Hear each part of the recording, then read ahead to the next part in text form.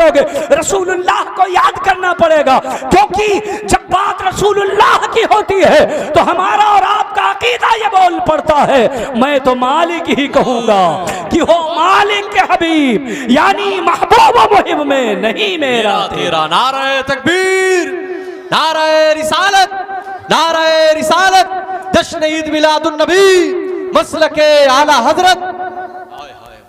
मेरे भाइयों, अल्लाह रब्बुल इज़्ज़त इरशाद फरमाता है, मैंने कुरान की आयत पढ़ी, आपके सामने तर्जमा कर दिया। ज़ात अल्लाह ने सबको जोड़े में बनाया, हर इंसान का जोड़ा है, दुनिया की हर एक चीज़ का जोड़ा है, और अल्लाह ने जोड़ा मुकर्रर कर दिया है। जब वक्त होता है और आदमी जिसका जो जोड़ा मुकर्रर है वहां पहुंचता है तो रिश्ता पक्का हो जाता है। जोड़ा मुतअय्यन है, अल्लाह ने फरमाया हमने तुम्हें जोड़े में बनाया है। अब जोड़े की तलाश के लिए हम अपनी नीयत को खराब ना करें, जोड़े की तलाश के लिए हम और आप हिर्स और लालच को अपनी निगाहों में न जमने दें। जोड़े की तलाश के लिए हम बिल्डिंगें न तलाशें, जोड़े की तलाश के लिए हम और आप प्रॉपर्टी और मालदारी न देखें, जोड़े की तलाश के लिए हम और आप बैंक बैलेंस न देखें, जोड़े की तलाश के लिए हम और आप तरक्की दुनियावी न देखें, बल्कि जोड़े के तलाश में अगर तुम्हें कुछ तलाश करना है, तुम कुछ ढूंढना चाहते हो, तो जोड़े की तलाश में रिश्तेदारी में दीनदारी देखा करो। जरा सब लोग हाथ उठा के बोलो, सब लोग हाथ उठा के बोलो सुभान अल्लाह।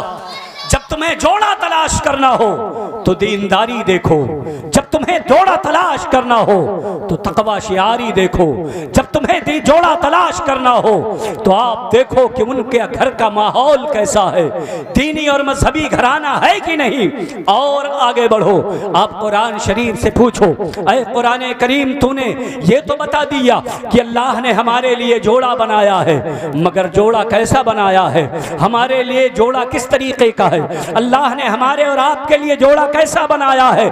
फिर कुरान से पूछो तो कुरान तुम्हें जवाब देगा।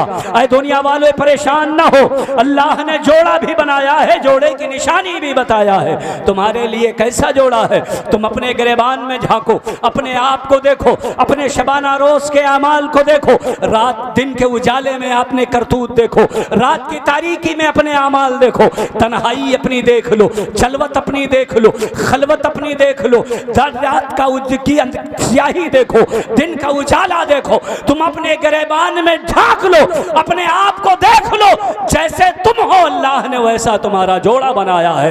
रब इरशाद फरमाता है अत्तय्यिबातु लित्तय्यिबीना वत्तय्यिबूना लित्तय्यिबात। ऐ दुनिया वालों, अगर तुम नेक सीरत हो, अगर तुम्हारा है, अगर तुम्हारा अखलाक अच्छा है, अगर तुम्हारी सीरत निराली है, अगर तुम्हारी फिक्र अच्छी है, तो तुम्हें परेशान होने की जरूरत नहीं है। अल्लाह ने तुम्हारे लिए जोड़ा भी वैसा ही बना दिया है, जैसी तुम्हारी नीयत है, जैसी तुम्हारी सोच है, जैसी तुम्हारी फिक्र है, जैसे तुम्हारे अमाल है, जैसे तुम्हारे करतूत है। अगर तुम पाकीज़ा हो तो रब फरमाता है अत्तय्यिबातु लित्तय्यिबीन, पाकीज़ा औरतें पाकीज़ा मर्दों के लिए, वत्तय्यिबूना लित्तय्यिबात, और पाकीज़ा मर्द पाकीज़ा औरतों के लिए है। मगर अगर जलवत और खरवत आपकी आरास्ता नहीं है, अगर गुनाहों में डूबे हुए हो, तो फिर दुनिया के अंदर आप नजरें उठा उठा करके पारसाई तलाश मत करो, बल्कि हमारे और आपके रब का फरमान है अल खबीसातु लिल खबीसीन वल खबीसून लिल खबीसात।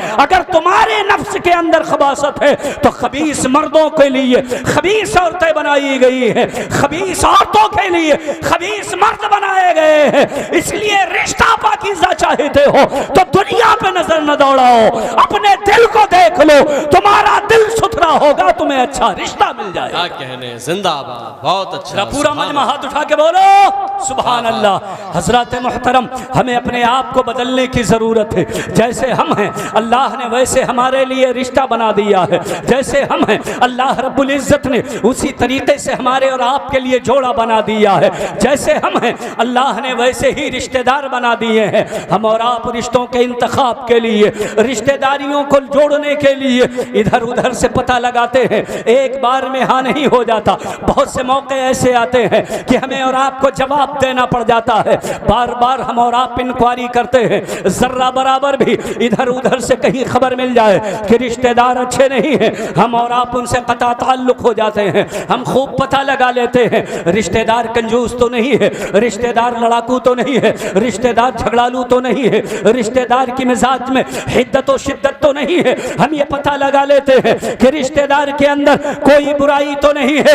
मगर ऐ मेरी कौम के लोगों, क्या आपने कभी ज़ाविये से गौर किया, कभी आपने ये पता लगाने की कोशिश की कि जहां हम रिश्ता ढूंढ रहे हैं वो रिश्ते वाले दीनदार है कि नहीं, जहां से हम रिश्ता लगा रहे हैं वो रिश्तेदार नमाजी है कि नहीं, जहां से हम रिश्ता लगा रहे हैं वहां कुरान की तिलावत होती है कि नहीं, जहां से हम रिश्ता लगा रहे हैं वो लोग जुआ और शराब के करीब तो नहीं जाते, जहां से हम और आप रिश्ता लगा रहे हैं वो सट्टे और शेयर बाजार में रकम तो नहीं लगाते, जहां से हम और आप रिश्ता लगा रहे हैं उनके अंदर खुबासत मौजूद तो नहीं है, जहां से हम और आप रिश्ता लगा रहे हैं उनके अंदर बदअमली तो नहीं पाई जाती है, वो लोग सूदखोर तो नहीं है, वो लोग शराब पीने वाले तो नहीं है, वो लोग जालिम और जाबिर तो नहीं है। क्या हमने और आपने पता लगाया कि जिस बच्चे से हम और आप रिश्ता लगा रहे हैं वो लड़का कमा तो बहुत रहा है, उसके पास दौलत भी तो बहुत है, मगर उसका खर्चा क्या क्या है, वो कैसे खर्च करता है, मिजाज में संजीदगी है कि नहीं, उसके अंदर दीनदारी है कि नहीं, तकवा है कि नहीं, बड़ों का एहतराम है कि नहीं, छोटों से शफकत है कि नहीं, लोगों की खैर खाही है कि नहीं, हमदर्दी और भलाई का जज्बा है कि नहीं, हमने कभी पता लगाने की कोशिश नहीं की। यही वजह है कि हम और आप रिश्ता लगाने के बाद परेशान होते हैं। हम और आप काश रिश्ता लगाते वक्त इन चीजों पर गौर और फिक्र कर लिए होते। अगर हमदर्द और रवादार से रिश्ता लगाया होता, अगर दीनदार से रिश्ता लगाया होता, अगर इंसानियत से पुर लोगों से रिश्ता लगाया होता तो ये दिन देखना न पड़ता, क्योंकि प्यारे आका इरशाद फरमाते हैं तुनकिहुल मरअतु लिअरबईन, औरतों से 4 वजहों से शादी की जाती है। ले मालिहा, उसकी मालदारी की वजह से, वले जमालिहा, उसकी खूबसूरती की वजह से, वले हसबिहा, उसकी नस्ब और हसब की वजह से, वले दीनिहा, बहुत कम लोग होते हैं दुनिया वाले तीसरे और चौथे नंबर पर दीनदारी देखा करते हैं। मगर प्यारे नबी इरशाद फरमाते हैं ऐ मेरी कौम के लोगों, जब तुम्हें रिश्ता लगाना हो तो तुम न हसब देखो, न नसब देखो, न मालदारी देखो, न हुस्न जमाल देखो, फर्त बिज़ाति दीन, जब तुम्हें रिश्ता ढूंढना हो तो दीनदार रिश्ता ढूंढा करो। वाह वाह वाह वाह वाह, जरा सबकी शिरकत हो, तमाम लोग हाथ उठा के बोलो सुभान अल्लाह। जब तुम्हें रिश्ता तलाश करना हो तो रिश्तों में दीनदारी देखा करो, जब तुम्हें रिश्ता तलाश करना हो तो रिश्तों में नमाज की पाबंदी देखा करो, जब तुम्हें रिश्ता तलाश करना हो तो वहाँ हलाल खाने वालों को तलाश किया करो, उनकी कमाई पर नजर रखो, उनकी इनकम पर नजर रखो, उनके कारोबार पर नजर रखो, उनके अमाल पर नजर रखो। जब रिश्ते का इंतखाब करना हो, तुम्हें रिश्ता ढूंढना हो तो दीनदारी देखा करो, और उस दीनदारी से पहले तुम ये गौर किया करो कि जहां हम रिश्ता लगा रहे हैं वो मुस्तफा का वफादार है कि नहीं, वो रसूलुल्लाह का चाहने वाला है कि नहीं, कहीं नबी का गद्दार तो नहीं है, कहीं मीलाद का मुनकिर तो नहीं है, कहीं सलाम पढ़ने से इनकारी तो नहीं है। हम जहां रिश्ता लगा रहे हैं वो नबी को मर के मिट्टी में कहने वाला है, या उसका अकीदा ये है तू जिंदा है वल्लाह, तू जिंदा है वल्लाह, तेरे चश्मे आलम से छुप जाने वाले जिससे तुम रिश्ता लगा रहे हो, कहीं उसका अकीदा ये तो नहीं है कि जिसका नाम मोहम्मद या अली है किसी चीज का मालिक व मुख्तार नहीं, बल्कि रिश्ता उससे लगाओ जिसका अकीदा ये हो जमीनो जमा तुम्हारे लिए, मकीनो मका तुम्हारे लिए, चुनीनो चुना तुम्हारे लिए, बने दो जहां तुम्हारे लिए, दहन में ज़बा तुम्हारे लिए, बदन में है जा तुम्हारे लिए, हम आए यहाँ तुम्हारे लिए, उठे भी वहां तुम्हारे लिए, कलीमो नजी मसीहो सफी, सभी से कहीं कहीं ना बनी ये बेखबरी की खल्क फिरी, कहां से कहां तुम्हारे लिए, सबा वो चले कि बाग फले, कि फूल खिले कि दिन हो भले, लेवा के तले सना में खुले, रजा की ज़बां तुम्हारे। आप जब रिश्तों का इंतखाब करें तो ये देखें कि कहीं उसका अकीदा ये तो नहीं है कि मुस्तफ़ा जाने रहमत को पर्दे और पीठ के पीछे की खबर नहीं, बल्कि अकीदा आप ये देखें कि उसका अकीदा ये हो और कोई गैब क्या, तुम तुमसे नेहा हो भला, जब ना खुदा ही छुपा तुम पे करोड़ों दरूद। मेरे भाइयों, जब रिश्तों का इंतखाब हो तो दीनदारी देखा करो। अल्लाह ने जो मुकद्दर फरमाया है वो रिश्त तो आपको मिल के रहेगी। अल्लाह ने तुम्हें तुम्हारे लिए जो तक़सीम फरमाई है, माल जो तुम्हारे किस्मत में है, तुम्हारे हिस्से में है, वो माल तुमको मिल के रहेगा। अल्लाह रब्बुल इज़्ज़त ने जो तुम्हारे लिए तक़सीम फरमा दी है, किसी की ससुराल के देने से कोई मालदार नहीं होता, साहिबाने सरवत नहीं होता, कोई गनी और अमीर नहीं होता, बल्कि ये तो अल्लाह का अख्तियार है। रब खुद इरशाद फरमाता है, अल्लाहुम्मा मालिकल मुल्क तूतिल मुल्क मन तशा व तंज़िउल मुल्क मिम्मन तशा। परवरदिगार पूरी कायनात की सल्तनत का मालिक है, जिसे चाहता है बादशाहत दे देता है और जिससे चाहता है सल्तनत छीन लेता है। ये परवरदिगार के इख्तियार में है। मालदारी वही देता है, गिना वही देता है, तवंगरी वही देता है। ऐ मेरी कौम के लोगों, इसलिए अपने रिश्तेदार के चंद सिक्कों में बिका ना करो, बल्कि अपने रिश्तेदारों के लिए आसानियां पैदा करो। जहेज की लानत को खत्म करो, शादियों को सस्ती करो, शादियों को आसान बनाओ। आज हमारी और आपके कौम के लोग बड़ी तादाद में हमने देखा है कि लोग मुर्तद हो रहे हैं। खास तौर पर नौजवान बच्चियां इर्तिदाद के दलदल में फंसती चली जा रही हैं। आखिर इसका जिम्मेदार कौन है? इसके लिए कौन सा सिस्टम जिम्मेदार है? क्या मजहब इस्लाम जिम्मेदार है? नहीं नहीं, मजहब इस्लाम के बाद हमने और आपने जो रस्म रिवाज बना रखा है, हमारा वो रस्म रिवाज जिम्मेदार है। हमने शादियों को मुश्किल बना दिया, हमने शादियों को बहुत ज्यादा मुश्किल कर दिया। हमारी और आपके बच्चे कई साल तक परदेश में रह करके पैसा इकट्ठा करते हैं और उसके बाद एक दिन की नुमाइश के अंदर हम और आप शादी के नाम पे खर्च कर डालते हैं। बल्कि बहुत सारे लोग कई कई साल तक शादियों की तैयारी करते हैं। एक बच्ची अगर किसी के आंगन में मुस्कुराती है, किसी के गोद में खिलखिलाती है, आदमी वहीं से फिक्रमंद हो जाता है और सोचता है 20-22 साल के बाद हमें अपनी इस बच्ची की शादी करनी है। आदमी वहीं से फिक्रमंद हो गया।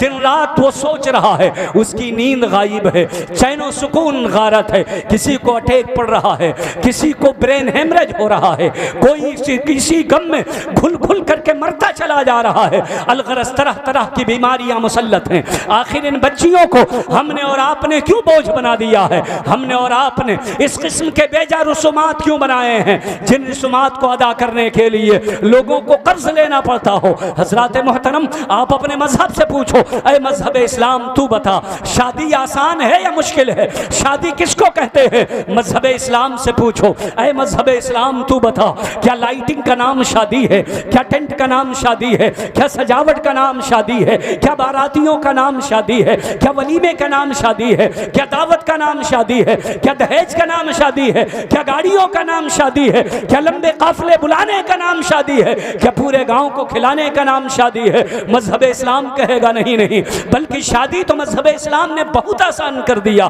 कोई गरीब हो, गरीब से गरीब आदमी हो, अगर वो शादी करना चाहता है, शादी उसके लिए कोई मुश्किल नहीं है। आप पूछो मजहब इस्लाम से, अरे मजहब इस्लाम तू बता, तेरी नजर में शादी किसको कहते हैं? तो मजहब इस्लाम कहेगा अन्निकाह हो या नकीद हो बिल इजाब वल कबूल इंदा हुजूर शाहिदैन। दो गवाह मौजूद हो, दो गवाहों की मौजूदगी में इजाब व कबूल हो जाए, शादी हो जाएगी। बहुत खूब, जरा सब लोग हाथ उठा के बोलो सुभान अल्लाह। आप शादी इस्लामी शादी करना चाहते हो, मजहब इस्लाम ने शादी को आसान बनाया, इतना आसान बनाया, भीड़ की जरूरत नहीं।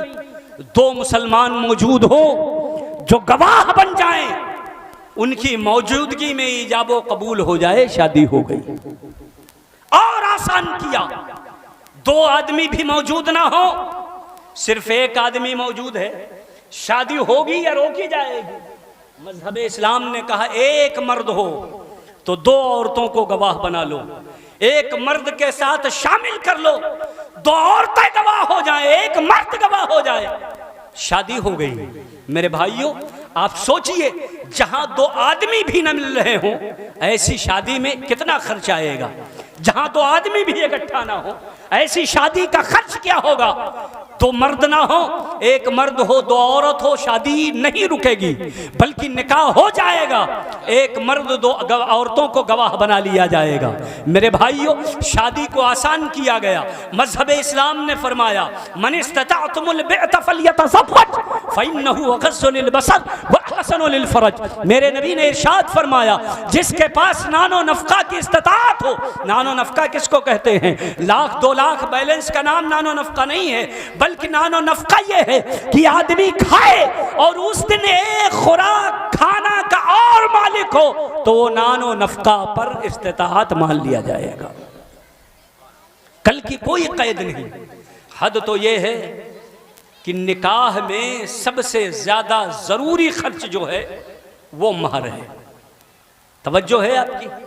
सब लोग सुन रहे हैं? जरा हाथ उठा के बोले सुभान अल्लाह। महर वाजिब है। अगर महर का नाम नहीं लिया तब भी महर मिस्ल वाजिब है। अगर महर मुतलक का जिक्र कर दिया तब भी महर मिस्ल वाजिब है। अगर किसी ने कहा कि महर नहीं बंधेगी तब भी वाजिब है। महर इतनी लाजमी और जरूरी चीज है। शादी में महर जरूरी, शादी में बारात के लिए गाड़ी जरूरी नहीं। तवज्जो है? सुन रहे हैं ना सब लोग? बारात में 20 गाड़ियां बंधवाई जाएं, 25 गाड़ियां बंधवाई जाएं, 50 गाड़ी से धूमधाम से बारात पहुंचे, ये जरूरी नहीं है, मगर महर जरूरी है। रिश्तेदारों की दावत जरूरी नहीं है, मगर महर जरूरी है। लाइटिंग जरूरी नहीं है, मगर महर जरूरी है। टेंट कनात जरूरी नहीं, मगर महर जरूरी है। जो सबसे ज्यादा जरूरी है उसी को हम और आप मौखर कर देते। सबसे ज्यादा फजूल खर्च हमें और आपको महर ही लगता है। इसलिए अक्सर लोगों की सोच ये होती है महर को उधार कर दो। महर वो उधार करे जिसकी अदा करने की बर वक्त ताकत ना हो। अगर महर अदा करने की ताकत नहीं तो आपने गाड़ियां क्यों बंधवाई? उससे महर मुकद्दम था। अगर महर अदा करने की ताकत नहीं तो आपने इतना खाना क्यों बनवाया? महर उससे मुकद्दम था। अगर आपको पास महर अदा करने की ताकत नहीं तो आपने ये लाइटिंग शामियाना क्यों लगाया? महर इससे मुकद्दम था। इन सब से ज्यादा जरूरी महर है, मगर मजहब इस्लाम ने आपकी आसानी के लिए महर को गैर मुअज्जल कर दिया कि अगर बर वक्त तुम्हारे पास महर की भी इस्तिताअत ना हो तब भी उसे मुअख्खर करके निकाह कर लो। उसकी वजह से निकाह नहीं रुकेगा। आप सोच रहे हैं बारात ले जाने का पैसा नहीं तो निकाह रोक दो। आप सोचते हैं दावत का पैसा नहीं तो निकाह रोक दो।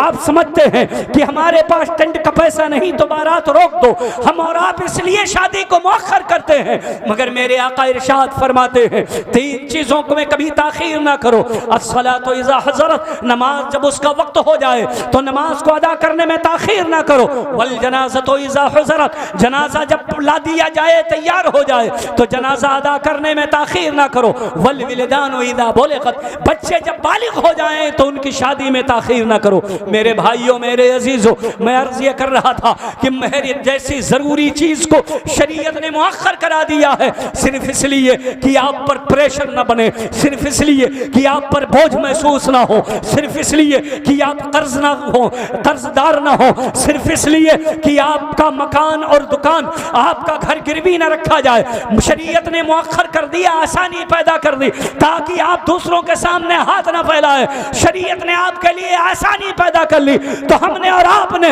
ये बेजा रसूम बना करके क्यों शादियों को मुश्किल बना दिया है? ऐ मेरी कौम के लोगों, ये अहद करो कि आज के बाद हमसे जितना ज्यादा हो सकेगा शादी में आसानी पैदा करें। क्या कहने, बहुत खूब, जिंदाबाद। बोलो इरादा है?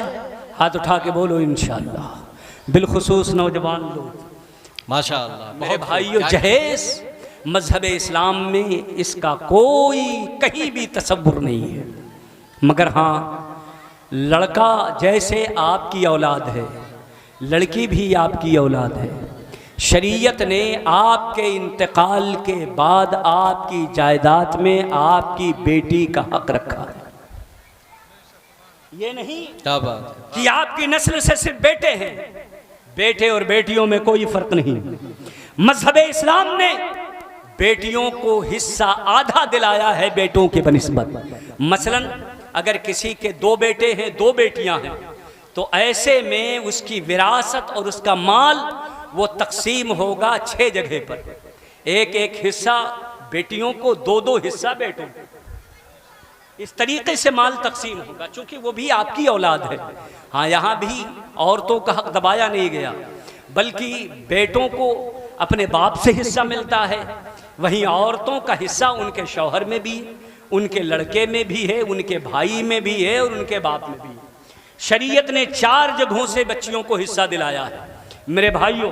मगर वो प्रॉपर्टी आपको बेचने की ज़रूरत नहीं है, दहेज में देने की ज़रूरत नहीं है। शरीयत इस्लामिया ने हमारे आपके लिए पैगाम सुनाया। अल्लाह रब्बुल इज़्ज़त इरशाद फरमाता है, यूसीकुमुल्लाहु फी औलादिकुम लिज़्ज़करि मिस्लु हज़्ज़िल उन्सयैन। ऐ दुनिया वालों, अल्लाह ने तुम्हारी औलाद के सिलसिले में तुम्हारे लिए ये वसीयत फरमा दी है कि तुम अपने माल को अपने इंतकाल के बाद विरासत